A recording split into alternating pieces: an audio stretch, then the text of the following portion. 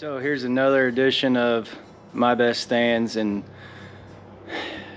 this is, I feel like I say this every time I do one of these, this is one of my favorite stands because on this particular property I killed the best deer that I've shot on that property. I called him Tin Man. He's a mainframe 12 pointer that I followed for years. But this stand we call a blue gate. The reason we call it a blue gate is there's a blue gate we hop to get to it. to get to it.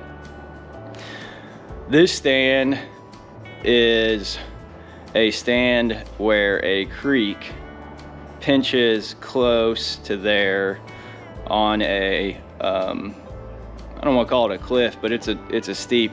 No deer is going to jump it per se. They're not going to jump down it. They're not going to jump up it. So as you come off of this pinch to the south, it comes up into an oak flat, but it's still about 100 yards from the stand, which is near the field edge, down to the creek. So there's a couple things there. Obviously, you know if they're coming from the south, okay, that they're pinched, and when they hit our area, although there's 100 yards, you know you're gonna be within 100 yards of them. So it's pretty much, if you're in gun season, it is an absolute give me. If you're in bow season, you know you're gonna have a chance. It's also the one spot on this property is just filled with red oaks. So you know if they're coming through too, there's a chance they could stop and eat on those red oaks. The access here is pretty good. I actually killed Tin Man on October 12th of 2020. That's probably about as early as we'll go in there. The access is good. I have other stands that if I don't have to push in the timber, like they can come to the food plot or whatever, I don't, but I knew that was his core area. But during the rut, it is absolutely phenomenal.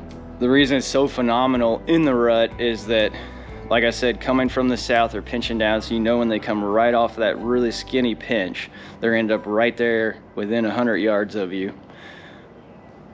If they come from the north, they're coming from a huge bedding ridge. It is way more wide, and hence why we don't hunt over there. We stay off of it in here. But you know that they're gonna, as they come off the north, they're gonna start hitting that between the creek and the top of the ridge where we're at. And again, they come back right into that area, and where I'm at is where it just starts to pinch down. So again, you know you're right there within that that semi pinch.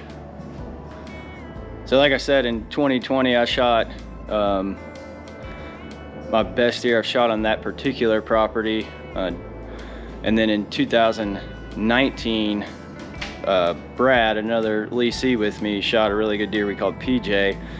Coming from the north in rut, I think it was November 1st, it was November 1st.